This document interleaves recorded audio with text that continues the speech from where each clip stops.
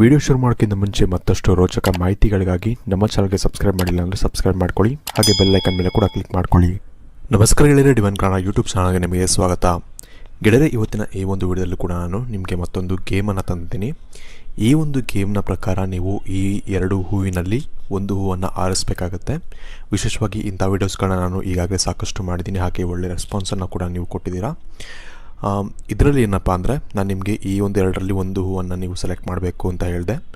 ಒಂದು ಹೂವನ್ನು ಸೆಲೆಕ್ಟ್ ಮಾಡಿದ್ಮೇಲೆ ನಾನು ನಿಮಗೆ ನಿಮ್ಮ ಒಂದು ಜೀವನದಲ್ಲಿ ಅಥವಾ ನಿಮ್ಮ ಒಂದು ಲೈಫಲ್ಲಿ ನಿಮಗೆ ಯಾರ ಒಂದು ಬೆಂಬಲ ಇದೆ, ಯಾವ ದೇವರ ಒಂದು ಶಕ್ತಿ ನಿಮ್ಮ ತಲೆಯ ಮೇಲೆ ಇದೆ ಅಥವಾ ನಿಮ್ಮ ಒಂದು ಜೀವನದಲ್ಲಿ ಇರುತ್ತೆ ಸದಾ ಅಂತ ನಾನು ಇವತ್ತಿನ ಈ ಒಂದು ವಿಡಿಯೋ ಮುಖಾಂತರ ನಿಮಗೆ ತಿಳಿಸ್ಕೊಡ್ತೀನಿ. ಅದರ ಜೊತೆಗೆ ನಿಮಗೆ ಮುಂಬರುವಂಥ ಒಂದು ಒಳ್ಳೆಯ ಸುದ್ದಿಗಳೇನು ಅಥವಾ ನಿಮಗೆ ಬರುವಂತಹ ಶುಭ ಸಮಾಚಾರಗಳೇನು ಅಥವಾ ಶುಭ ಗಳಿಗೆಗಳು ಅಥವಾ ಶುಭ ಘಟನೆಗಳೇನೇನಾಗುತ್ತೆ ಇದರ ಬಗ್ಗೆ ಕೂಡ ನಾನು ಇವತ್ತಿನ ಈ ಒಂದು ವಿಡಿಯೋ ಮುಖಾಂತರ ನಿಮಗೆ, ಹಾಗೆ ಈ ಒಂದು ಪ್ರಿಡಿಕ್ಷನ್ ಮುಖಾಂತರ ನಾನು ನಿಮಗೆ ತಿಳಿಸ್ಕೊಡ್ತಾ ಇದ್ದೀನಿ. ಹಾಗಾಗಿ ಆದಷ್ಟು ಈ ಒಂದು ವಿಡಿಯೋನ ಪೂರ್ತಿಯಾಗಿ ನೋಡೋದು ಮರೆಯಬೇಡಿ. ಅದಕ್ಕಿಂತ ಮುಂಚೆ ವಿಡಿಯೋಗೆ ಒಂದು ಬಾರಿ ಲೈಕ್ ಮಾಡಿ, ಹಾಗೆ ನಿಮ್ಮ ಇಷ್ಟ ದೇವರ ಒಂದು ಹೆಸರನ್ನು ನಮಗೆ ಅಥವಾ ನಿಮ್ಮ ಇಷ್ಟ ದೇವರ ಯಾವುದಾದ್ರು ಒಂದು ಇಷ್ಟವಾದಂಥ ಒಂದು ಮಂತ್ರ ಇರುತ್ತೆ, ಅದನ್ನು ನಮಗೆ ಕಮೆಂಟ್ ಸೆಕ್ಷನ್ ನೀವು ಕಮೆಂಟ್ ಮಾಡಿ ನಮಗೆ ತಿಳಿಸೋದನ್ನು ಮರಿಬೇಡಿ. ಹಾಗೆ ಆದಷ್ಟು ಈ ಒಂದು ವಿಡಿಯೋನ ನಿಮ್ಮ ಫ್ರೆಂಡ್ಸ್ ಹಾಗೂ ಫ್ಯಾಮಿಲಿ ಜೊತೆ ಶೇರ್ ಮಾಡ್ಕೊಳ್ಳೋದನ್ನ ಕೂಡ ನೀವು ಮರಿಬೇಡಿ. ವಿಶೇಷವಾಗಿ ನೀವು ನಂಬರ್ ಸೆಲೆಕ್ಟ್ ಮಾಡಬೇಕಾದ್ರೆ ಯಾವ ರೀತಿ ಸೆಲೆಕ್ಟ್ ಮಾಡಬೇಕು ಅಂತ ನಿಮಗೆ ಗೊತ್ತಿರುತ್ತೆ. ದೇವ್ರನ್ನ ಅಂದರೆ ನೀವು ಕಣ್ಮುಚ್ಕೊಂಡು ಒಂದು 5 ನಿಮಿಷ ದೇವ್ರನ್ನ ನೆನೆಸ್ಕೊಂಡು ನಿಮಗೆ ಯಾವುದು ಹೆಚ್ಚು ಆಕರ್ಷಿತವಾಗಿ ಕಾಣ್ತಿರುತ್ತೋ, ಯಾವ ಹೂವು ಹೆಚ್ಚಾಗಿ ಇದನ್ನು ಸೆಲೆಕ್ಟ್ ಮಾಡಬೇಕು ಅಂತ ಅನ್ನಿಸ್ತಿರುತ್ತೋ ಆ ಒಂದು ಹೂವನ್ನು ನೀವು ಸೆಲೆಕ್ಟ್ ಮಾಡಬೇಕಾಗತ್ತೆ. ಇದರಲ್ಲಿ ಮೊದಲನೇದಾಗಿ ನೀವು ಈ ಒಂದು ಒನ್ ನಂಬರಲ್ಲಿ ಇರುವಂಥ ಒಂದು ಹೂವನ್ನು ಸೆಲೆಕ್ಟ್ ಮಾಡಿದರೆ, ವಿಶೇಷವಾಗಿ ನಿಮಗೆ ಇರುವಂಥ ಒಂದು ಗುಡ್ ನ್ಯೂಸ್ ಏನಪ್ಪ ಅಂದರೆ, ನೀವು ಕೆಲವು ದಿನಗಳಿಂದ ಅಥವಾ ಕೆಲವೊಂದು ತಿಂಗಳಿಂದ ನಿಮಗೆ ಯಾವುದೋ ಒಂದು ಆಸೆ ಇರುತ್ತೆ ಅಥವಾ ಯಾವುದೋ ಒಂದು ಕೆಲಸ ಆಗಬೇಕು ಅಂತ ನಿಮ್ಮ ಮನಸ್ಸಲ್ಲಿ ಒಂದು ಆಸೆಯನ್ನು ಇಟ್ಕೊಂಡಿರ್ತೀರ. ಆ ಒಂದು ಕೆಲಸ ಅಥವಾ ಆ ಒಂದು ಆಸೆಯನ್ನು ಈಡೇರಿಸ್ಕೊಳ್ಳೋಕ್ಕೆ ನೀವು ತುಂಬ ಕಷ್ಟವನ್ನು ಕೂಡ ನೀವು ಪಡ್ತಾ ಇರ್ತೀರ. ಇಲ್ಲಿವರೆಗೂ ಕಾದು ಬೇಜಾರಾಗಿದ್ದರೆ ಅಥವಾ ಕಾದು ನೀವು ಫ್ರಸ್ಟ್ರೇಷನಲ್ಲಿರ್ತೀರ, ಆಗುತ್ತೋ ಇಲ್ವೋ ಅನ್ನೋ ಒಂದು ಡೌಟಲ್ಲಿರ್ತೀರ. ಅಂಥ ಒಂದು ಕೆಲಸ ನಿಮಗೆ ಆಗುವಂಥ ಒಂದು ಸಮಯ ಹತ್ರ ಬರ್ತಿದೆ ಅಂತಲೇ ಹೇಳ್ಬೋದು. ಇದು ನಿಮಗೆ ಒಂದು ಮೊದಲನೇ ಒಂದು ಗುಡ್ ನ್ಯೂಸ್ ಅಂತಲೇ ಹೇಳ್ಬೋದು. ಅದು ಯಾವುದೇ ವಿಚಾರದಲ್ಲಾದರೂ ಆಗಲಿ, ಯಾವುದೇ ಒಂದು ಕೆಲಸವಾದರೂ ಆಗಲಿ ಅಥವಾ ಯಾವುದೇ ಒಂದು ಆಸೆ ಆದರೂ ಆಗಲಿ, ಅದು ಈಡೇರುವಂಥ ಒಂದು ಎಲ್ಲ ಸಾಧ್ಯತೆಗಳು ನಿಮಗೆ ಹೆಚ್ಚಾಗಿ ಇಲ್ಲಿ ಕಾಣಿಸ್ತಾ ಇದೆ. ಇನ್ನು ವಿಶೇಷವಾಗಿ ನಿಮಗೆ ಯಾವ ಒಂದು ದೇವತೆಗಳ ಅಥವಾ ಯಾವ ಒಂದು ಶಕ್ತಿಗಳ ಒಂದು ಕೈ ಅಥವಾ ಕೈವಾಡ ನಿಮ್ಮ ಮೇಲೆ ಇದೆ ಅಥವಾ ಆಶೀರ್ವಾದ ನಿಮ್ಮ ಮೇಲೆ ಇದೆ ಅಂದರೆ, ವಿಶೇಷವಾಗಿ ಇದರಲ್ಲಿ ಮೊದಲನೇದಾಗಿ ನಿಮಗೆ ಲಕ್ಷ್ಮೀ ದೇವಿಯ ಒಂದು ಆಶೀರ್ವಾದ ತುಂಬ ಹೆಚ್ಚಾಗಿ ಕಾಣಿಸ್ತಿದೆ. ಹಾಗೆ ಸೂರ್ಯದೇವನ ಒಂದು ಆಶೀರ್ವಾದ ಕೂಡ ನಿಮ್ಮ ಮೇಲೆ ಹೆಚ್ಚಾಗಿ ಕಾಣಿಸ್ತಾ ಇದೆ. ವಿಶೇಷವಾಗಿ ಏನಪ್ಪ ಅಂದರೆ, ನೀವು ಹೆಚ್ಚಿನದಾಗಿ ಲಕ್ಷ್ಮೀ ದೇವಿಯ ಒಂದು ಆರಾಧನೆಯನ್ನು ಕೂಡ ನೀವು ಮಾಡ್ತಾ ಬಂದರೆ ನಿಮಗೆ ಹೆಚ್ಚಿನ ಒಂದು ರಿಸಲ್ಟ್ ಅನ್ನೋದು ಸಿಗುತ್ತೆ. ವಿಶೇಷವಾಗಿ ಲಕ್ಷ್ಮೀ ಆರ್ಥಿಕ ಪರಿಸ್ಥಿತಿಯ ಒಂದು ವೃದ್ಧಿ ಮಾಡುವಂಥ ಒಂದು ದೇವಿ ಆಗಿರೋದ್ರಿಂದ ನಿಮ್ಮ ಆರ್ಥಿಕ ಪರಿಸ್ಥಿತಿಯಲ್ಲಿ ಯಾವುದೇ ಒಂದು ತೊಂದರೆ ಇದ್ದರೂ ಕೂಡ ಆದಷ್ಟು ಬೇಗ ಅದು ನಿಮಗೆ ಕಮ್ಮಿ ಆಗುತ್ತೆ. ಯಾಕಂದರೆ ಲಕ್ಷ್ಮಿಯ ಒಂದು ಆಶೀರ್ವಾದ ನಿಮ್ಮ ಮೇಲೆ ಇರೋದ್ರಿಂದ ನೀವು ಲಕ್ಷ್ಮಿಯನ್ನು ಸ್ವಲ್ಪ ಆರಾಧನೆಯನ್ನು ಮಾಡಬೇಕು. ಯಾವುದಾದ್ರು ಒಂದು ಲಕ್ಷ್ಮಿಯ ಒಂದು ದೇವಸ್ಥಾನಗಳಿಗೆ ಹೋಗೋದ್ರಿಂದ ನಿಮಗೆ ಇರುವಂಥ ಆರ್ಥಿಕ ಪರಿಸ್ಥಿತಿಯ ಸಮಸ್ಯೆಗಳು ನಿಮಗೆ ಆದಷ್ಟು ಬೇಗ ಕಮ್ಮಿ ಆಗುತ್ತೆ ಅಂತ ಹೇಳ್ಬೋದು. ಇದರ ಜೊತೆಗೆ ಕರ್ಮಫಲದಾತ ಅಂದರೆ ಶನಿದೇವನ ಒಂದು ಆಶೀರ್ವಾದ ಕೂಡ ಇದೆ. ಕೆಟ್ಟ ದೃಷ್ಟಿ ಅಂತ ಹೇಳ್ತಿಲ್ಲ, ಆಶೀರ್ವಾದ ಇದೆ ಅಂದಾಗ ನೀವೇನು ಮಾಡಬೇಕು ಅಂದರೆ, ನೀವು ಏನೂ ಕೂಡ ತಪ್ಪು ಕೆಲಸಗಳನ್ನ ಮಾಡೋಕ್ಕೆ ಹೋಗಬಾರ್ದು ಈ ಒಂದು ಸಮಯದಲ್ಲಿ. ಅಂದರೆ ಆಶೀರ್ವಾದ ಇದ್ದಾಗ ಏನಾಗುತ್ತೆ ಅಂದರೆ, ನೀವು ಕರ್ಮಫಲದಾತ ಅಂತ ಹೆಸರಲ್ಲೇ ಇದೆ. ನೀವು ಯಾವ ರೀತಿ ಕರ್ಮಗಳನ್ನ ಮಾಡ್ತೀರಾ ಅಥವಾ ಯಾವ ರೀತಿ ನೀವು ಕೆಲಸಗಳನ್ನ ಮಾಡ್ತೀರಾ ಅದರ ಮೇಲೆ ಶನಿ ನಿಮಗೆ ಫಲವನ್ನು ಕೊಡ್ತಾನೆ. ನೀವು ಕೆಟ್ಟ ಕೆಲಸಗಳನ್ನ ಒಂದೇ ಒಂದು ಚಿಕ್ಕ ಕೆಟ್ಟ ಕೆಲಸವನ್ನು ಮಾಡಿದ್ರಿ ಅಂದರೂ ಕೂಡ ನಿಮಗೆ ಏನೇ ಒಳ್ಳೆಯ ಒಂದು ಪೊಸಿಷನ್ ಆಗಲಿ ಅಥವಾ ಒಳ್ಳೆಯ ಒಂದು ಸ್ಥಾನಮಾನವಾಗಲಿ ನಿಮಗೆ ಸಿಗಬೇಕು ಅಂತಿದ್ರೆ ಅದು ಕೂಡ ನಿಮಗೆ ಸಿಗೋದಿಲ್ಲ ಅಂತ ಹೇಳಲಾಗುತ್ತೆ. ಶನಿ ಅದನ್ನು ತಡೆಗಟ್ತಾನೆ. ಅದೇ ನೀವು ಒಳ್ಳೆ ಕೆಲಸನೇ ಮಾಡ್ಕೊಂಡು ಹೋಗ್ತೀರಾ, ಒಳ್ಳೆ ಕೆಲಸನೇ ಮಾಡ್ತಿದ್ದೀರಾ ಅಂದರೆ ನಿಮಗೆ ಅದರಿಂದ ತುಂಬಾ ಒಂದು ಹೆಚ್ಚಿನ ಒಂದು ಲಾಭಗಳನ್ನ ಶನಿ ನಿಮಗೆ ಕೊಡ್ತಾನೆ ಅಂತಲೇ ಹೇಳ್ಬೋದು. ಹಾಗಾಗಿ ಹೆಚ್ಚಿನದಾಗಿ ನೀವು ಒಳ್ಳೆಯ ಒಂದು ಕೆಲಸಗಳನ್ನ ನೀವು ಮಾಡ್ಕೊಂಡು ಹೋದರೆ ಒಳ್ಳೆಯದು. ಇನ್ನೊಂದೇನಪ್ಪ ಅಂದರೆ, ನಿಮಗೆ ನಿಮ್ಮ ಜೀವನದಲ್ಲಿ ಒಳ್ಳೆಯದಾಗಬೇಕು ಅನ್ನೋದಿದ್ದರೆ ನೀವು ಇನ್ನೊಂದು ಉಪಾಯ ಏನು ಮಾಡ್ಬೋದು ಅಂದರೆ, ವಿಶೇಷವಾಗಿ ನಿಮಗೆ ಸೂರ್ಯದೇವನ ಒಂದು ಆಶೀರ್ವಾದ ಇರೋದ್ರಿಂದ ಬೆಳಿಗ್ಗೆ ಎದ್ದ ತಕ್ಷಣ ನೀವೇನು ಮಾಡಬೇಕು ಅಂದರೆ, ಸೂರ್ಯದೇವನ ಒಂದು ಕಿರಣಗಳ ಒಂದು ಕೆಳಗಡೆ ನೀವು ನಿಂತ್ಕೊಬೇಕಾಗತ್ತೆ. ಅಂದರೆ ಸೂರ್ಯನ ಕಿರಣಗಳು ನಿಮ್ಮ ದೇಹದ ಮೇಲೆ ಬೀಳಬೇಕು.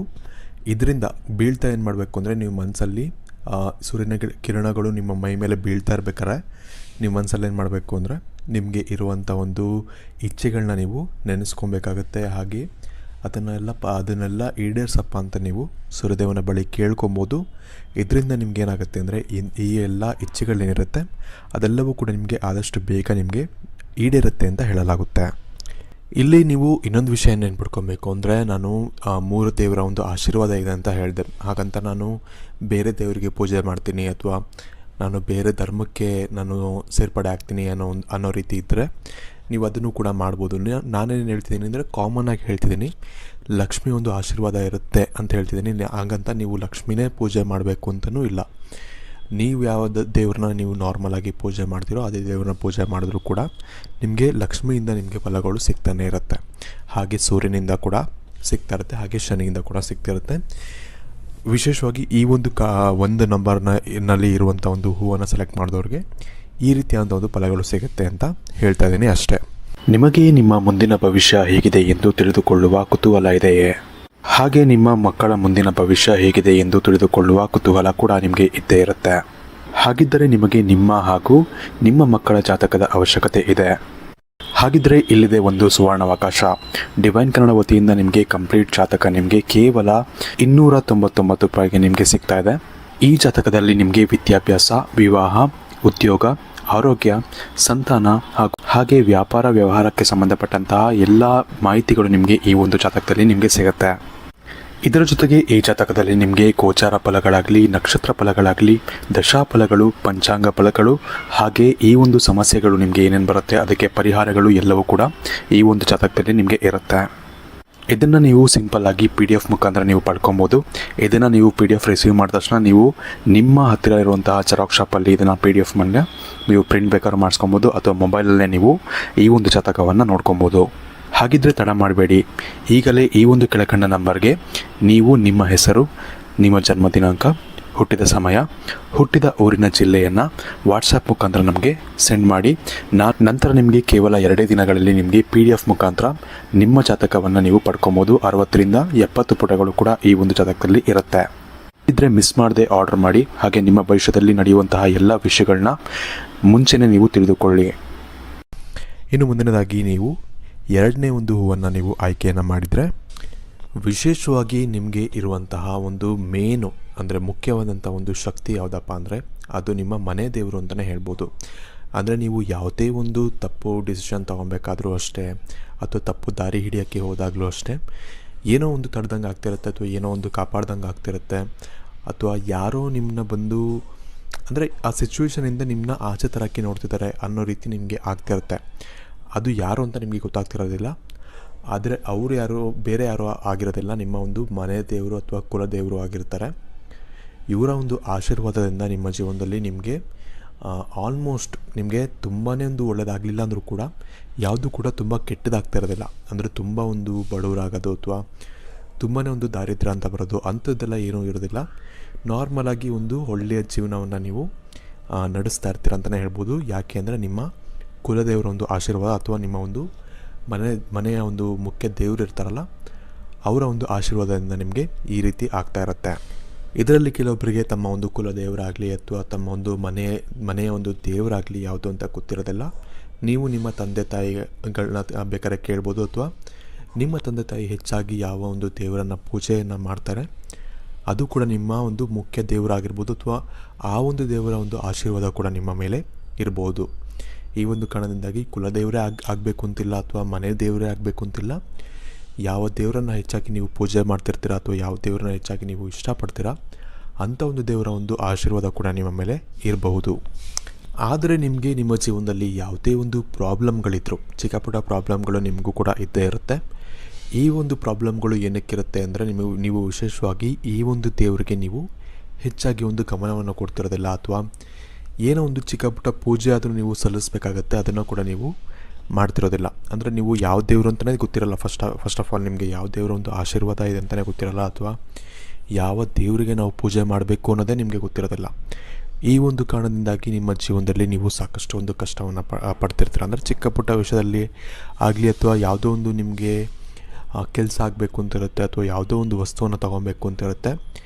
ಇದು ಯಾವುದು ಕೂಡ ನಿಮಗೆ ಸಾಧ್ಯವಾಗ್ತಾ ಇರೋದಿಲ್ಲ. ಇದಕ್ಕೆಲ್ಲವೂ ಕಾರಣ ಏನಪ್ಪ ಅಂದರೆ ನೀವು ಸ್ವಲ್ಪ ಸಮಯವನ್ನು ನೀವು ನಿಮ್ಮ ಒಂದು ದೇವರು ನಿಮ್ಮನ್ನ ಯಾರು ಕಾಯ್ತಿದ್ದಾರೆ ಆ ಒಂದು ದೇವ್ರಿಗೆ ನೀವು ಕೆಲವೊಂದು ಸಮಯವನ್ನು ಕೊಡಬೇಕಾಗತ್ತೆ. ದೇವ್ರನ್ನ ನೆನೆಸ್ಕೊಬೇಕಾಗತ್ತೆ, ದೇವ್ರಿಗೆ ಪೂಜೆ ಪುನಸ್ಕಾರಗಳನ್ನ ಮಾಡಬೇಕಾಗತ್ತೆ. ಈ ರೀತಿ ಮಾಡೋದ್ರಿಂದ ಮಾತ್ರ ನಿಮ್ಮ ಜೀವನದಲ್ಲಿ ನೀವು ಒಂದು ಒಳ್ಳೆಯ ಪೊಸಿಷನಲ್ಲಿ ಇರ್ತೀರ, ಅಥವಾ ನೀವು ಅಂದುಕೊಂಡಂಥ ಒಂದು ಕೆಲಸಗಳಾಗ್ತಿರುತ್ತೆ, ನೀವು ಅಂದುಕೊಂಡಂಥ ಒಂದು ವಸ್ತುಗಳನ್ನ ನೀವು ತಗೊಳ್ಳೋದಕ್ಕೆ ಆಗ್ತಿರುತ್ತೆ. ಈ ಒಂದು ಕಾರಣದಿಂದಾಗಿ ನೀವು ಸ್ವಲ್ಪ ಟೈಮ್ ಅನ್ನೋದು ಕೂಡ ನೀವು ದೇವರು ಕೂಡ ಕೊಡಬೇಕಾಗತ್ತೆ. ಇದೆಲ್ಲವನ್ನು ಕೂಡ ಬಿಟ್ಟು ನಿಮ್ಮ ಗುಡ್ ನ್ಯೂಸ್ ಏನಪ್ಪ ಅಂದರೆ, ನಿಮಗೆ ಸಿಗ್ತಿರುವಂಥ ಒಂದು ಶುಭ ಸಮಾಚಾರ ಏನಪ್ಪ ಅಂದರೆ, ನೀವು ಯಾವುದೇ ಒಂದು ಕೆಲಸವನ್ನು ಮಾಡ್ತಿದ್ದೀರಾ ಅಥವಾ ಯಾವುದಾದ್ರೂ ಒಂದು ಓದಿನಲ್ಲಿ ಆಗಲಿ, ಅಂದರೆ ನೀವು ಓದ್ತಾ ಇದ್ದೀರಾ ಅಂದರೂ ಕೂಡ ನಿಮಗೆ ಓದಿನಲ್ಲಿ ನಿಮಗೆ ಒಂದು ಒಳ್ಳೆಯ ಒಂದು ಫಲಿತಾಂಶ ಅನ್ನೋದು ಸಿಗೋದಾಗಲಿ, ಅಥವಾ ನೀವು ಮಾಡ್ತಿರೋವಂಥ ಒಂದು ಕೆಲಸದಲ್ಲಿ ನಿಮಗೆ ಪ್ರಮೋಷನ್ ಅನ್ನೋದು ಸಿಗೋದಾಗಲಿ, ಅಂದರೆ ಒಂದು ಉನ್ನತ ಸ್ಥಾನಕ್ಕೆ ಹೋಗ್ತೀರಾ ಅನ್ನೋ ಒಂದು ಸಂಕೇತವನ್ನು ನಿಮಗೆ ಕೊಡ್ತಾ ಇದೆ ಅಂತಲೇ ಹೇಳ್ಬೋದು ಈ ನಂಬರ್ ನಿಮಗೆ. ಈ ಒಂದು ಕಾರಣದಿಂದಾಗಿ ನಾನು ಮುಂಚೆನೇ ಹೇಳಿದಾಗೆ ನೀವು ದೇವ್ರನ್ನ ನೀವು ಸ್ವಲ್ಪ ಆರಾಧನೆಯನ್ನು ಹೆಚ್ಚಾಗಿ ಮಾಡಬೇಕಾಗತ್ತೆ. ಇದರಿಂದ ನಿಮಗೆ ಸಾಕಷ್ಟು ಒಂದು ಒಳ್ಳೆಯ ಒಂದು ಫಲಗಳು ನಿಮಗೆ ಮುಂದೆ ನಿಮಗೆ ಸಿಗಲಿದೆ. ಹಾಗಾಗಿ ಹೆಚ್ಚಿನ ಸಮಯ ಅಂತಲ್ಲ, ಅಟ್ಲೀಸ್ಟು ನಿಮಗೆ ಯಾವಾಗ ಫ್ರೀ ಆಗುತ್ತೋ ಆವಾಗಾದರೂ ನೀವು ಸ್ವಲ್ಪ ದೇವರ ಒಂದು ಆರಾಧನೆಯನ್ನು ನೀವು ಮಾಡಲೇಬೇಕಾಗತ್ತೆ. ಇದರಿಂದ ನಿಮಗೆ ಒಳ್ಳೆಯದಾಗತ್ತೆ ಅಂತ ಹೇಳ್ಬೋದು. ಇನ್ನೊಂದು ನಿಮ್ಮಲ್ಲಿ ಏನು ಪ್ರಾಬ್ಲಮ್ ಇಲ್ಲಿ ಕಾಣಿಸ್ತಾ ಇದೆ ಅಂದರೆ, ವಿಶೇಷವಾಗಿ ನೀವು ಹೆಣ್ಣು ಮಕ್ಕಳಿಗೆ ಹೆಚ್ಚಾಗಿ ಬೆಲೆಯನ್ನು ಕೊಡೋದಿಲ್ಲ. ಅಂದರೆ ಗಂಡು ಮಕ್ಕಳಾಗಲಿ ಅಥವಾ ಹೆಣ್ಣು ಮಕ್ಕಳಾಗಲಿ, ಹೆಣ್ಣು ಮಕ್ಕಳಿಗೆ ನೀವು ಅಥವಾ ನಿಮ್ಮ ಮನೆಯಲ್ಲಿರುವಂಥ ಒಂದು ತಾಯಿಯರಿಗೆ ಆಗಲಿ, ತಂಗಿ ಆಗಲಿ ಅಥವಾ ಅಕ್ಕ ಆಗಲಿ, ಇವ್ರಿಗೆ ನೀವು ಹೆಚ್ಚಿನ ಒಂದು ಬೆಲೆಯನ್ನು ಕೊಡಬೇಕು ಅಥವಾ ಒಂದು ರೆಸ್ಪೆಕ್ಟ್ ಅನ್ನೋದನ್ನು ನೀವು ಕೊಡಬೇಕಾಗತ್ತೆ. ನೀವು ಅವ್ರ ಹತ್ರ ನೀವು ಏನಾದರೂ ಒಂದು ರೆಸ್ಪೆಕ್ಟ್ ಅನ್ನೋದು ಕಮ್ಮಿ ಮಾಡೋದಾಗಲಿ ಅಥವಾ ಬೆಲೆಯನ್ನು ಕಮ್ಮಿ ಕೊಡೋದಾಗಲಿ, ಈ ರೀತಿ ಮಾಡಿದಾಗಲೂ ಕೂಡ ನಿಮಗೆ ಸಾಕಷ್ಟು ತೊಂದರೆಗಳನ್ನ ನೀವು ಅನುಭವಿಸಿರ್ತೀರ. ಈ ಒಂದು ಕಾರಣದಿಂದಾಗಿ ಅವರಿಗೆ ಒಂದು ಸ್ಥಾನವನ್ನು ಕೊಡಿ, ಒಳ್ಳೆಯ ಸ್ಥಾನವನ್ನು ಕೊಟ್ಟು ಅವ್ರಿಗೆ ಪ್ರೀತಿಯನ್ನು ಕೊಡಿ ಅಂತಲೇ ಹೇಳ್ತೀನಿ. ಇದರಿಂದ ನಿಮಗೆ ಸಾಕಷ್ಟು ಒಂದು ಒಳ್ಳೆಯ ಫಲಗಳು ನಿಮಗೆ ಸಿಗುತ್ತೆ ಅಂತ ಹೇಳ್ಬೋದು. ಇನ್ನು ವಿಡಿಯೋ ಇಷ್ಟ ಆಗಿದ್ರೆ ಲೈಕ್ ಮಾಡಿ, ಶೇರ್ ಮಾಡಿ. ಹಾಗೆ ಮುಂಚೆನೇ ಹೇಳಿದಾಗೆ ನಿಮ್ಮ ಒಂದು ಇಷ್ಟ ದೇವರ ಒಂದು ಯಾವುದಾದ್ರೂ ಒಂದು ಇಷ್ಟವಾದಂಥ ಒಂದು ಮಂತ್ರ ಇದ್ದರೆ ಅದನ್ನು ನಮಗೆ ಕಮೆಂಟ್ ಮಾಡಿ ನಮಗೆ ತಿಳಿಸೋದನ್ನ ಮರಿಬೇಡಿ. ಹಾಗೆ ಈ ಒಂದು ವಿಡಿಯೋನ ಆದಷ್ಟು ನಿಮ್ಮ ಫ್ರೆಂಡ್ಸ್ ಹಾಗೂ ಫ್ಯಾಮಿಲಿ ಜೊತೆ ನೀವು ಶೇರ್ ಮಾಡ್ಕೊಳ್ಳೋದನ್ನ ಮರಿಬೇಡಿ. ಹಾಗೆ ನಿಮಗೆ ಈ ವಿಡಿಯೋ ಬಗ್ಗೆ ನಾನು ಹೇಳಿದಂಥ ಒಂದು ಮಾಹಿತಿಗಳು ನಿಮಗೆ ಮ್ಯಾಚ್ ಆಯ್ತಾ ಇಲ್ವ ಅನ್ನೋದನ್ನು ಕೂಡ ನಮಗೆ ಕಮೆಂಟ್ ಸೆಕ್ಷನಲ್ಲಿ ಕಮೆಂಟ್ ಮಾಡಿ ನಮಗೆ ತಿಳಿಸೋದನ್ನು ನೀವು ಮರಿಬೇಡಿ. ಧನ್ಯವಾದಗಳು.